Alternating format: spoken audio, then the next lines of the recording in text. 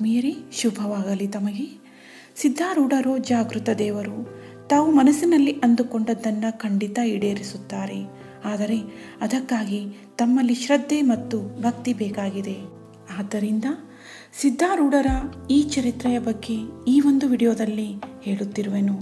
ಆತ್ಮೀಯರೇ, ಸಿದ್ಧಾರೂಢರ ಕಥಾಮೃತವನ್ನು ಓದುವುದರಿಂದ ನಾನು ನನ್ನ ಆಸೆಗಳನ್ನೆಲ್ಲ ಈಡೇರಿಸಿಕೊಂಡಿರುವೆನು ಮತ್ತು ನನ್ನ ಜೀವನದಲ್ಲಿ ಶಾಂತಿ ನೆಮ್ಮದಿ ನೆಲೆಸಿದೆ. ಅದೇ ತೆರನಾಗಿ ತಾವೂ ಸಹ ತಮ್ಮ ಆಸೆಗಳನ್ನು ಈಡೇರಿಸಿಕೊಂಡು ನೆಮ್ಮದಿಯ ಜೀವನ ಸಾಗಿಸಬೇಕಾಗಿದೆ. ಅದಕ್ಕಾಗಿ ಅವರ ಮಹಾತ್ಮೆಯನ್ನು ತಿಳಿಯಲೇಬೇಕು. ಆ ಮಹಾತ್ಮೆಯನ್ನು ತಾವು ದಿನನಿತ್ಯ ಪಠಿಸಬೇಕು. ಇಲ್ಲವೇ ಕಥೆಯನ್ನು ಇನ್ನೊಬ್ಬರ ಬಾಯಿಂದ ಕೇಳಿದರೂ ಸಹ ತಾವು ಧನ್ಯರಾಗುತ್ತೀರಿ. ಈ ಒಂದು ಕೆಲಸವನ್ನು ನಾನು ಈ ವಿಡಿಯೋದಲ್ಲಿ ಮಾಡುತ್ತಿರುವೆನು. ತಾವು ಕೆಲಸ ಮಾಡುವಾಗಲೂ ಸಹ ಈ ವಿಡಿಯೋವನ್ನು ಕೇಳುತ್ತಾ ಹೋದರೆ ತಾವು ಮಾಡುವ ಕೆಲಸದ ಜೊತೆಗೆ ದೇವರ ಧ್ಯಾನ ಮಾಡಿದ ಹಾಗೆ ಆಗುತ್ತದೆ.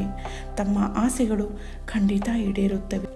ಮೊದಲನೇ ಅಧ್ಯಾಯ ಕೇಳುವಾಗ ತಮ್ಮ ಆಸೆಗಳಾಗಲಿ ಅಥವಾ ಯಾವುದೇ ಒಂದು ಸಂಕಲ್ಪವನ್ನು ಮಾಡಿರಿ.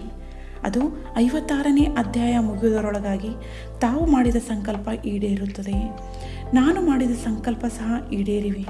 ಹಾಗೆಯೇ ತಮ್ಮ ಸಂಕಲ್ಪ ಸಹ ಈಡೇರುತ್ತದೆ ಅನ್ನುವ ಭರವಸೆ ನನಗಿದೆ. ಹಾಗಾದರೆ ದಿನಂಪ್ರತಿ ಒಂದೊಂದು ಅಧ್ಯಾಯಗಳನ್ನು ಕೇಳುತ್ತಾ ಹೋಗೋಣ. ಗ್ರಂಥ ಮಹಾತ್ಮೆ. ಶ್ರೀ ಗಣೇಶಾಯ ನಮಃ. ಶ್ರೀ ಗುರು ಸಿದ್ಧಾರೂಢಾಯ ನಮಃ. 4 ವೇದ, 6 ಶಾಸ್ತ್ರ, 18 ಪುರಾಣ, 28 ದಿವ್ಯ ಆಗಮಗಳ ಸರ್ವಸಾರಭೂತವಾದ ಶ್ರೀ ಸಿದ್ಧ ಪುರುಷನ ಈ ಪವಿತ್ರವಾದ ಚರಿತ್ರೆಯನ್ನು ನಿತ್ಯವೂ ಶ್ರದ್ಧೆಯಿಂದ ಓದುವ, ಕೇಳುವ, ಪೂಜಿಸುವ ಸರ್ವ ಭಕ್ತರಿಗೆ ಧರ್ಮ, ಅರ್ಥ, ಕಾಮ, ಮೋಕ್ಷಗಳು ಸಿದ್ಧಿಸುವವು. ಸರ್ವ ಕಷ್ಟ ನಷ್ಟಗಳು, ಸರ್ವ ಪಾಪತಾಪಗಳು, ಚೋರ, ವೈರಿ, ವಿಷ, ಭೂತಾದಿ ಭೀತಿಗಳು ಬಯಲಾಗಿ ಸರ್ವದಾ ಸಕಲ ಸನ್ಮಂಗಳಿಂದ ಕೂಡಿದ ಸುಖ ಸೌಭಾಗ್ಯಗಳು ಒದಗಿ ಬರುವವು.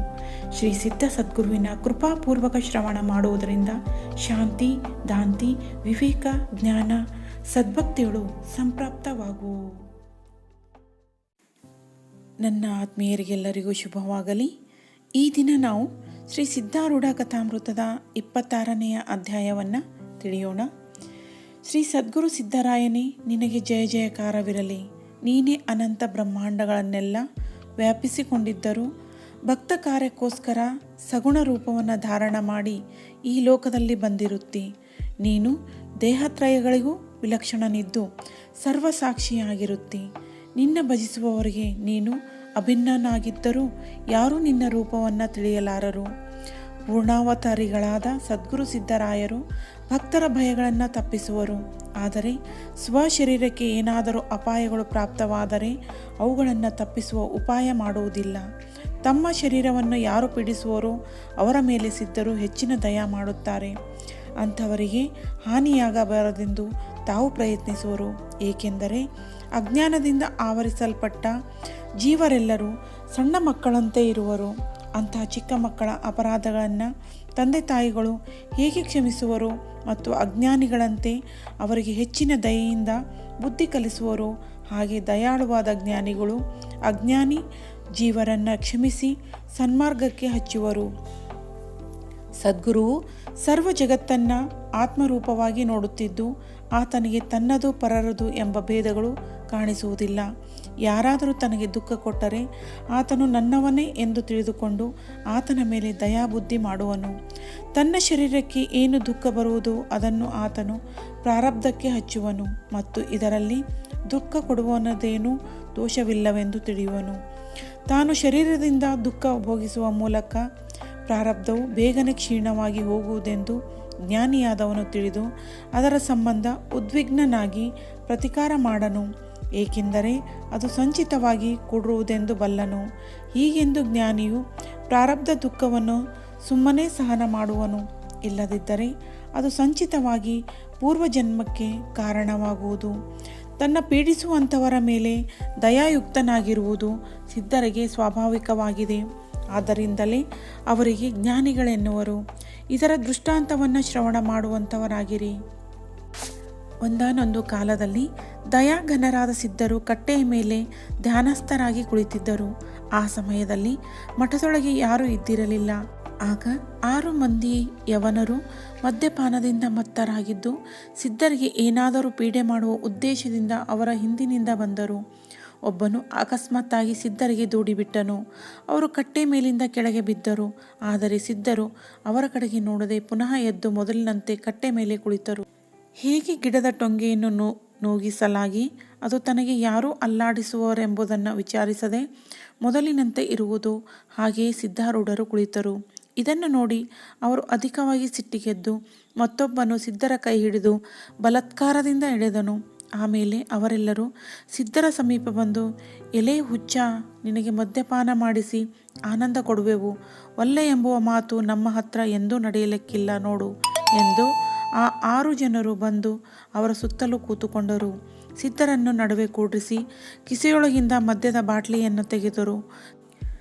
ಸಿದ್ಧರನ್ನು ಕುರಿತು ಅವರಲ್ಲೊಬ್ಬನು, ನೀನು ಸತ್ಯವಾಗಿ ಹುಚ್ಚನಾಗಿದ್ದೀಯಾದರೆ ನೀನು ಶೆರೆ ಕುಡಿಯಬೇಕು, ಕುಡಿದರೆ ನಿನ್ನದೇನು ಹೋಗುವುದು ಎಂದು ಕಾಲಿನಿಂದ ಒದ್ದು ಬಿಟ್ಟನು. ಸಿದ್ಧರು ಮದ್ಯಪಾನವಲ್ಲೆಂದರು. ಅವರ ಮೈಮೇಲೆ ಅವರೆಲ್ಲರೂ ತುಳಿಯಲಾರಂಭಿಸಿದರು. ಸಿದ್ಧರಾದರೂ ಅವರು ಏನೂ ಮಾಡಿದರೂ ತಳಮಳಿಸದೆ ಶಾಂತ ಸ್ಥಿತಿಯಲ್ಲಿ ಇದ್ದರು. ಒಬ್ಬನು ಒಂದು ಕಟ್ಟಿಗೆಯಿಂದ ಹೊಡೆಯುತ್ತಿದ್ದನು, ಮತ್ತೊಬ್ಬನು ಕಣ್ಣು ಕುಕ್ಕಲಿಕ್ಕೆ ನೋಡುತ್ತಿದ್ದನು, ಒಬ್ಬನು ಸಿದ್ಧರ ಮಸ್ತಕದ ಮೇಲೆ ತುಳಿಯುತ್ತಿದ್ದನು. ಇಷ್ಟಾದರೂ ಸಿದ್ಧರು ಸ್ವಸ್ಥಚಿತ್ತರಾಗಿ ಕುಳಿತಿದ್ದರು. ಸಿದ್ಧರಿಗೆ ಕ್ರೋಧ ದೃಷ್ಟಿ ಎಂಬುದು ಎಂದೆಂದೂ ಇಲ್ಲದೆ ಅವರು ಶಾಂತ ದೃಷ್ಟಿಯಿಂದ ಆ ಯವನರ ಕಡೆಗೆ ನೋಡುತ್ತಿದ್ದರು. ಇವರ ಶಾಂತಿಯನ್ನು ನೋಡಿ ಸಿಟ್ಟಿಗೆಬ್ಬಿಸಬೇಕೆಂಬ ಛಲ ಹಿಡಿದು ಆ ಮುಸಲ್ಮಾನರು ಮತ್ತಷ್ಟು ಹುರುಪಾಗಿ ಸಿದ್ಧರನ್ನು ಪೀಡಿಸುವಂಥವರಾದರು.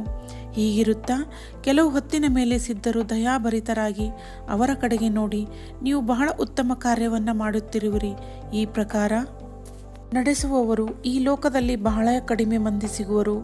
ನಿಮ್ಮ ಕಡೆಯಿಂದ ಇಂಥ ಉಪಕಾರವನ್ನು ಪಡೆದು ನಿಮಗೆ ಹಾನಿ ಬರುವಂತೆ ಮಾಡಬಾರದೆಂದು ಹೇಳುತ್ತೇನೆ, ಕೇಳಿರಿ. ಈಗ ಊರೊಳಗಿಂದ ಭಕ್ತ ಜನರು ಬರುವರು. ನಿಮ್ಮ ಈ ಉದ್ಯೋಗವನ್ನು ಅವರು ನೋಡಿದರೆ ನಿಮಗೆ ಘಾತ ಮಾಡುವರು. ಆದ್ದರಿಂದ ನನಗೆ ದುಃಖ ಅನಿಸುವುದು. ಆದ್ದರಿಂದ ನಾನು ಹೇಳುವುದೇನೆಂದರೆ, ನೀವು ಈಗಿಂದೀಗಲೇ ಹೊರಟು ಹೋಗಿರಿ. ನೀವು ಅವರ ದೃಷ್ಟಿಗೆ ಬಿದ್ದಿದ್ದೆಂದರೆ ನಿಮಗೆ ನಿಶ್ಚಯವಾಗಿ ಘಾತವಾಗುವುದು. ನಾಳೆ ಇಷ್ಟೇ ಹೊತ್ತಿಗೆ ಇಲ್ಲಿಗೆ ಬಂದು ನೀವು ನನಗೆ ಯಥೇಷ್ಟವಾಗಿ ಹೊಡೆಯಿರಿ, ಈಗ ಬೇಗನೆ ನಡೆಯಿರಿ ಎಂದು ಅವರನ್ನು ದೂಡುವಂಥವರಾದರು. ಆ ಯವನರು ಮದ್ಯಪಾನದಿಂದ ಉನ್ಮತ್ತರಾಗಿ, ಎಲೈ ಹುಚ್ಚ, ಏನು ಅನ್ನುತ್ತೀಯೋ, ನಿನ್ನನ್ನು ಪೂರಾ ಕೊಂದೇ ನಾವು ಹೋಗುವೆವು ಎಂದು ಸಿದ್ಧರನ್ನು ಕೊಲ್ಲುವ ಉದ್ದೇಶದಿಂದ ಒಂದು ದೊಡ್ಡದಾದ ಕಲ್ಲು ಹೊತ್ತುಕೊಂಡು ಬಂದರು. ಅಷ್ಟರೊಳಗೆ ಜನರು ಮಾತನಾಡುವ ಶಬ್ಬಳವು ಸಮೀಪವೇ ಕೇಳಿ ಅವರು ಕಲ್ಲು ಒಗೆದು ಓಡಿ ಹೋಗಿ ಯಾರಿಗೂ ಕಾಣಿಸದಂತೆ ನಿಂತು ನೋಡುತ್ತಿದ್ದರು. ಆ ಭಕ್ತ ಜನರು ಸಿದ್ಧರನ್ನು ನೋಡಿ ಅವರ ಮುಂದೆ ಸಾಷ್ಟಾಂಗ ಹಾಕುತ್ತಿರುವುದನ್ನು ಯವನರು ನೋಡುತ್ತಿದ್ದರು.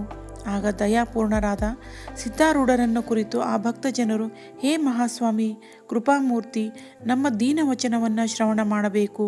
ಇವತ್ತು ಕಾಳಮ್ಮನ ರಥೋತ್ಸವ ಮಾಡಬೇಕೆಂದು ರಥವನ್ನು ಶೃಂಗರಿಸಿ ಊರೊಳಗೆ ನಿಂದಿರಿಸಿದೆವು. ಕಾಳಮ್ಮನ ಮೂರ್ತಿಯನ್ನು ಅಲಂಕರಿಸಿ ರಥದ ಮೇಲೆ ಸ್ಥಾಪಿಸಿದೆವು. ಆದರೆ ಎಷ್ಟು ಪ್ರಯತ್ನಪಟ್ಟು ರಥವನ್ನು ಎಳೆದರೂ ರಥವು ಅಲ್ಲಾಡುವುದಿಲ್ಲ. ಆಗ ಒಬ್ಬ ಗೃಹಸ್ಥನು ಬಂದು, ಮಹಾತ್ಮರ ಸನ್ನಿಧಿ ವಿನಃ ರಥ ನಡೆಯಲಾರದು ಎಂದು ಅಂದದ್ದು ಕೇಳಿ, ನಾವು ತಮ್ಮ ಕಡೆಗೆ ಬಂದಿರುತ್ತೇವೆ. ನೀವು ಸತ್ಯವಾಗಿ ಮಹಾತ್ಮರೇ ಇದ್ದೀರಿ. ಅಲ್ಲಿ ತನಕ ಬರುವಂಥವರಾದಿರೆಂದರೆ ಬಹಳ ಉತ್ತಮವಾಗುವುದು. ಆದ್ದರಿಂದ ನೀವು ನಮ್ಮ ಮೇಲೆ ಕೃಪಾ ಮಾಡಿ ನಮ್ಮ ಮನೋರಥವನ್ನು ಪೂರ್ಣ ಮಾಡಬೇಕು ಎಂದು ಆ ಭಕ್ತರು ಅಂದದ್ದು ಕೇಳಿ ಕೃಪಾನಿಧಿಯಾಗಿರುವ ಸಿದ್ಧಾರೂಢರು ಅವರನ್ನು ಕುರಿತು, ನೀವು ಇಚ್ಛಿಸಿದ ಪ್ರಕಾರ ಮೊದಲು ಆಗಲಿ, ಆಮೇಲೆ ನಾನು ಮಠಕ್ಕೆ ಮರಳಿ ಬಂದು ರಾತ್ರಿ ಕಾಲದಲ್ಲಿ ಇಲ್ಲೇ ಇರುವೆನು ಅಂದರು.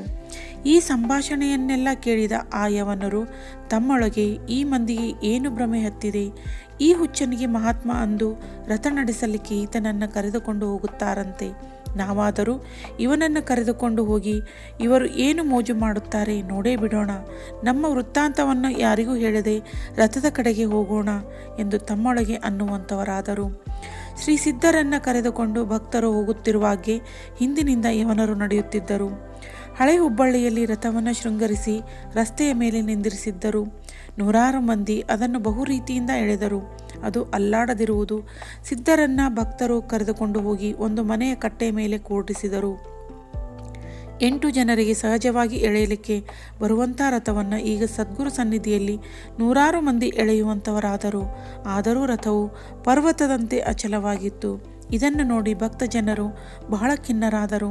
ಆ ಯವನರು ತಮ್ಮ ತಮ್ಮೊಳಗೆ, ಈ ಮಂದಿಗೆ ಹುಚ್ಚು ಹಿಡಿದಿದೆ, ಈ ಹುಚ್ಚನಿಗೆ ಇಂಥ ಶಕ್ತಿ ಇರುವುದು ಸತ್ಯವಾದರೆ ನಾವು ಹೊಡೆಯುತ್ತಿರುವಾಗ ಈತನು ಏಕೆ ಸುಮ್ಮನೆ ಇರುತ್ತಿದ್ದನು? ಈತನು ಬಲಿಷ್ಠ ಮಹಾತ್ಮನು ಇರುತ್ತಿದ್ದರೆ ನಮ್ಮನ್ನು ಶಪಿಸಿ ಭಸ್ಮ ಮಾಡುತ್ತಿದ್ದನು ಅಂದರು. ಒಬ್ಬ ಭಕ್ತನನ್ನುವನು, ಈತನು ಮಹಾತ್ಮನೆಂಬುದು ಸತ್ಯವೂ?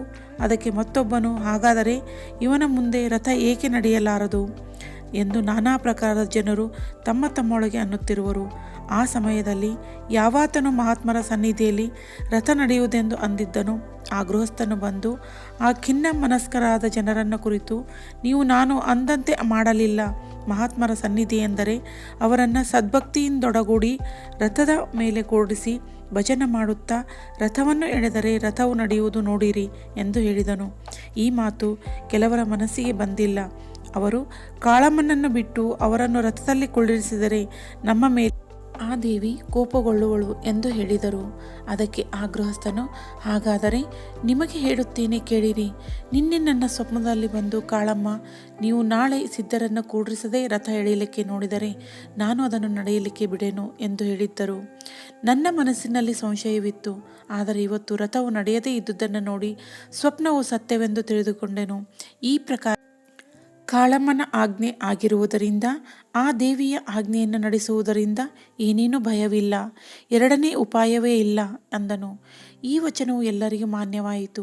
ಅನಂತರ ಸಿದ್ಧಾರೂಢರಿಗೆ ವಿವಿಧ ಭೂಷಣಗಳಿಂದ ಅಲಂಕರಿಸಿ ರಥದ ಮೇಲೆ ಕೂಡಿಸಿದರು. ಆಗ ಎಲ್ಲರಿಗೂ ಆನಂದವಾಯಿತು.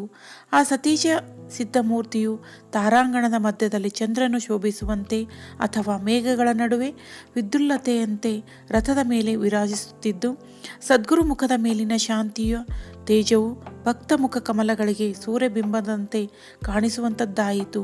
ಆ ಸದ್ಗುರು ಮುಖವನ್ನು ನೋಡುತ್ತಾ ನೋಡುತ್ತಾ ಸರ್ವಾಂತರದಲ್ಲಿ ಆನಂದ ಉಕ್ಕುತ್ತಾ ಬರಲಾರಂಭಿಸಿತು. ಆಗ ಸುವಾಸಿನಿ ಸ್ತ್ರೀಯರು ಬಂದು ಮುಖದಿಂದ ಮಂಗಳಾರತಿಯನ್ನು ಸುಸ್ವರದಿಂದ ಹಾಡುತ್ತಾ ಪಂಚಾರತಿಯನ್ನು ಬೆಳಗುವಂಥವರಾದರು. ಎಲ್ಲರೂ ಜಯ ಜಯಕಾರದ ಗರ್ಜನೆ ಮಾಡುತ್ತಿರುವರು. ಈಗ ರಥಕ್ಕೆ ಹಸ್ತ ಸ್ಪರ್ಶಿಸಿದ ಮಾತ್ರದಿಂದ ರಥವು ಮುಂದೆ ನಡೆಯಲಾರಂಭಿಸಿತು. ನಿಂದಕರೆಲ್ಲರೂ ಈ ಚಮತ್ಕಾರವನ್ನು ನೋಡಿ ಭ್ರಮೆಗೊಂಡರು.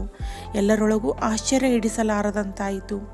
ಯಾವ ಪ್ರಕಾರ ನದಿಗೆ ಮಹಾಪೂರ ಬಂದಿರುವಾಗ ಗಿಡಗಳು ಕಲ್ಲುಗಳು ಎಲ್ಲ ಕೂಡಿ ಹರಿದು ಹೋಗುತ್ತವೆಯೋ ಅದೇ ಪ್ರಕಾರ ಇಲ್ಲಿ ಆನಂದದ ಪ್ರವಾಹ ಬಂದಿದ್ದು ಎಲ್ಲ ಭಕ್ತರು ಅಭಕ್ತರು ಅದರೊಳಗೆ ಕೂಡಿ ಹೋಗುವಂಥವರಾದರು. ರಥ ನಡೆಯುತ್ತಿರುವಾಗ ಎಲ್ಲ ಜನರು ನಾಮಘೋಷವನ್ನು ಮಾಡುತ್ತಿದ್ದರು. ವಂದಕರು ನಿಂದಕರು ಸಿದ್ಧರ ಮುಖಾವಲೋಕನದಿಂದ ಸಮಾನವಾಗಿ ಆನಂದ ಪಡುವಂಥವರಾದರು. ಉತ್ಸವ ಸಮಾಪ್ತಿಯಾಯಿತು. ಆಗ ಎಲ್ಲರೂ ಸದ್ಗುರುಗಳ ಸಮೀಪ ಬಂದು ಅವರ ಚರಣಗಳಿಗೆ ನಮಸ್ಕರಿಸುತ್ತಾ ಸಮಯದಲ್ಲಿ ಅಪೂರ್ವ ಸಂದಣಿಯಾಯಿತು. ಆಮೇಲೆ ಸದ್ಗುರುರಾಯರು ಸಿದ್ಧಾಶ್ರಮಕ್ಕೆ ಹೋಗಿ ಯಥಾಪೂರ್ವ ಕಟ್ಟೆಯ ಮೇಲೆ ಕುಳಿತುಕೊಂಡು, ತನ್ನೊಳಗೆ ಇದೆಲ್ಲ ಈಶ್ವರಿ ಮಾಯ ಇರುತ್ತದೆ, ಇದರೊಳಗೆ ನನ್ನದೇನೂ ಇಲ್ಲ, ಈ ಜಾಗೃತ ಪ್ರಪಂಚವಾದರೂ ಸ್ವಪ್ನವತ್ ಇರುವುದು, ಇದರೊಳಗೆ ಸತ್ಯ ಏನೇನೂ ಇರುವುದಿಲ್ಲ, ಎಲ್ಲವೂ ನಾನೇ ಆಗಿ ನನ್ನೊಳಗೆ ನಾನೇ ಆಡುತ್ತಿರುವೆನು ಎಂದು ಆಲೋಚಿಸುತ್ತಿದ್ದರು. ಇದೇ ಸಮಯದಲ್ಲಿ ಆ 6 ಮಂದಿ ಯವನರು ಬರುವುದನ್ನು ಸಿದ್ಧರು ಕಂಡು, ನೀವು ಈಗಲೇ ಬಂದಿರಿ, ಒಳ್ಳೆಯದಾಯಿತು, ನಿಮ್ಮ ಕೆಲಸ ಈಗಲೇ ತೀರಿಸಿಕೊಳ್ಳಿರಿ. ನೀವು ಆಗ ಚೆಲ್ಲಿಬಿಟ್ಟ ಕಲ್ಲು ಅಲ್ಲೇ ಇದೆ. ಈಗ ನಿಮಗೆ ಏನೇನೂ ಭೀತಿ ಇಲ್ಲ. ನಿಮ್ಮ ಮನೋರಥವನ್ನು ನಿರ್ಭಯಚಿತ್ತರಾಗಿ ಪೂರೈಸಿ. ಸಿದ್ಧರು ಹೀಗನ್ನುತ್ತಿರುವಾಗ ಆ ಯವನರು ಸಿದ್ಧರ ಸಮೀಪ ಬಂದು ಅವರ ಚರಣಗಳಿಗೆ ನಮಸ್ಕರಿಸಿ, ನಮ್ಮನ್ನು ಕ್ಷಮಿಸಿರಿ, ನಿಮ್ಮನ್ನು ಬಹಳ ಕಾಡಿದೆವು, ನಾವು ಮಹಾಪಾಪಿಷ್ಟರಿದ್ದೇವೆ, ನೀವು ಹುಚ್ಚರಂತೆ ನಮಗೆ ಕಾಣಿಸಿಕೊಂಡಿರಿ ಎಂದು ನಿಮ್ಮನ್ನು ಬಹಳ ಹೊಡೆದೆವು. ನೀವು ನಿಜವಾಗಿ ಮಹಾತ್ಮರಿದ್ದೀರಿ ಎಂದು ನಮಗೆ ಈಗ ತಿಳಿಯಿತು. ನಮಗೀಗ ಯೋಗ್ಯ ಶಿಕ್ಷೆಯನ್ನು ನೀವು ಮಾಡತಕ್ಕದ್ದು. ನಮಗೆ ಯೋಗ್ಯವಾದ ದಂಡನೆ ಮಾಡದ ವಿನಃ ನಾವು ಇಲ್ಲಿಂದ ಹೋಗಲಾರೆವು ಎಂದು ಹೇಳಿದ್ದನ್ನು ಕೇಳಿ ಸಿದ್ಧರು ಅವರನ್ನು ಕುರಿತು, ಈಗ ಸದ್ಗುಣಗಳನ್ನು ಕೈಗೊಂಡಿರಿ. ನಿಮಗೆ ಯಾವಾಗ ಸದ್ಗುಣಗಳು ಬಂದವು ಆಗಲೇ ನಮ್ಮ ಕಾರ್ಯವು ಮುಗಿಯಿತು. ನಿಮ್ಮ ಹೊಡೆತಗಳನ್ನು ಸಹಿಸಿದ್ದು ಸಫಲವಾಯಿತು. ಏನೂ ಚಿಂತೆ ಮಾಡಬೇಡಿರಿ. ಈಗ ನೀವು ಮನೆಗೆ ಹೋಗಿ ನಿಮ್ಮ ಧರ್ಮವನ್ನು ಅನುಸರಿಸಿ ನಡೆಯಿರಿ. ಮದ್ಯಪಾನಾದಿ ವಿಷಯಗಳನ್ನು ತ್ಯಾಗ ಮಾಡಿರಿ. ಇದೇ ನಿಮಗೆ ಯೋಗ್ಯ ಶಿಕ್ಷೆಯಾಗಿರುತ್ತದೆ ಎಂದು ಹೇಳಿದ್ದು ಕೇಳಿ ಆ ಯವನರು ಸದ್ಗುರುಗಳ ಮುಂದೆ ಸಾಷ್ಟಾಂಗವನ್ನು ಹಾಕುತ್ತಾ ಅನುತಾಪಯುಕ್ತರಾಗಿ ಗಳಗಳನೆ ಅಳಲಾರಂಭಿಸಿ ಸಿದ್ಧರಿಗೆ, ಹೇ ದಯಾಳುವಾದ ಸಿದ್ಧರಾಯನೇ, ದುಷ್ಟರಾದ ನಮ್ಮ ಮೇಲೆ ನೀನು ದಯ ಮಾಡಿರುವಿ. ನಾವು ಪೂರ್ವ ಪುಣ್ಯದಿಂದ ನಿನ್ನ ಚರಣಗಳನ್ನು ಹೊಂದಿದೆವು, ಇಲ್ಲದಿದ್ದರೆ ವ್ಯರ್ಥವಾಗಿ ಹೋಗುತ್ತಿದ್ದೆವು. ಈಗ ನಮ್ಮನ್ನು ಕೃಪಾಹಸ್ತದಿಂದ ಉದ್ಧರಿಸತಕ್ಕದ್ದು ನಮ್ಮ ದುಷ್ಟ ಸಂಘವನ್ನು ತಪ್ಪಿಸಿ ನಮಗೆ ಸತ್ಸಂಗವನ್ನೇ ಕೊಡುವಂಥವನಾಗು ಎಂದು ಈ ಪ್ರಕಾರ ಪ್ರಾರ್ಥಿಸಿ ತಮ್ಮ ಸ್ವಸ್ಥಾನಕ್ಕೆ ಹೋಗುವಂಥವರಾದರು. ಹೇ ಶ್ರೋತಾ ಜನರುಗಳಿರ, ಈಗ ಕಥೆಯ ಲಕ್ಷ್ಯಾರ್ಥವನ್ನು ಕೇಳುವಂಥವರಾಗಿರಿ. ಸಿದ್ಧರಾಯನೇ ಆತ್ಮನು ಇದ್ದು ಅಹಂ ಎಂಬ ಕಟ್ಟೆ ಮೇಲೆ ಕುಳಿತಿರುವಾಗ ಅಲ್ಲಿ ಬಂದ ಯವನರೇ ಷಡ್ರಿಪುಗಳು. ಇವುಗಳು ವಿಷಯವೆಂಬ ಮದ್ಯ ಸೇವನೆಯಿಂದ ಮತ್ತರಾಗಿದ್ದು ಅದನ್ನೇ ಆತನಿಗೆ ಕೊಡಲಿಕ್ಕೆ ಯತ್ನಿಸುವಾಗ ಆತ್ಮನು ನಿಷ್ಕಾಮ ಮತ್ತು ಅಲಿಪ್ತನಿದ್ದು ವಿಷಯಗಳನ್ನು ಸೇವಿಸಲೊಲ್ಲನು. ಆಗ ಅವರು ದುಷ್ಟ ವೃತ್ತಿಗಳೆಂಬ ಕಟ್ಟಿಗೆಗಳಿಂದ ಹೊಡೆಯುವರು ಮತ್ತು ವಿಷಯ ಮದ್ಯವನ್ನು ಸೇವಿಸಲಿಕ್ಕೆ ಆತ್ಮನಿಗೆ ಬಲಾತ್ಕಾರ ಮಾಡುವರು. ಆದರೆ ನಿರ್ಲೇಪಕನಾದ ಆತ್ಮನು ಶಾಂತ ವೃತ್ತಿಯಿಂದ ಇದ್ದು ಎಂದು ಚಲನವಾಗಲಾರನು. ಅದೇ ಸಮಯದಲ್ಲಿ ವಿವೇಕ, ವೈರಾಗ್ಯ, ಕ್ಷಮ ಇತ್ಯಾದಿ ಭಕ್ತಜನರು, ಧೈರ್ಯ, ಶಮ, ದಮಾದಿ ಸದ್ಗುಣರೂಪ ಸಜ್ಜನರು ಬಂದದ್ದು ನೋಡಿ ದುರ್ಗುಣಿಗಳಾದ ಷಡ್ರಿಪುಗಳು ಓಡಿ ಹೋದರು. ಸದ್ಗುಣಗಳೆಲ್ಲ ಪ್ರಾರ್ಥಿಸಿ ಆತ್ಮನನ್ನ ಸ್ಥೂಲ ಸೂಕ್ಷ್ಮ ರಥದ ಕಡೆಗೆ ಕರೆದುಕೊಂಡು ಹೋಗಿ ಆತನನ್ನು ಪ್ರತ್ಯೇಕ ಕೂಡಿಸಲು ರಥವು ಜಡರೂಪವಾಗಿದ್ದು ಚಲನರಹಿತವಾಯಿತು. ಅನೇಕ ವಿಷಯ ವೃತ್ತಿಗಳು ಕೂಡಿ ಆ ದೇಹ ರಥವನ್ನು ಎಳೆಯಲು ನೋಡಿದಾಗ ಅದು ನಡೆಯದು ಎಂದು ತಿಳಿದವು. ಆಗ ಸದ್ಗುರು ಎಂಬ ಗೃಹಸ್ಥನು ಬಂದು ಅವರನ್ನು ಕುರಿತು ಆತ್ಮನ ಹೊರತು ದೇಹವು ಚಲಿಸಲಾರದು ಎಂದು ಅಂದದ್ದು ಕೇಳಿ ದೇಹ ರಥದ ಮೇಲೆ ಆತ್ಮನನ್ನು ಕೂಡಿಸಿದ ಕೂಡಲೇ ರಥವು ನಡೆಯಲಾರಂಭಿಸಿತು. ಅನಂತರ ಆತ್ಮನು ತನ್ನ ಪೂರ್ವ ಸ್ಥಿತಿಯಲ್ಲಿರುವಂಥವನಾದನು.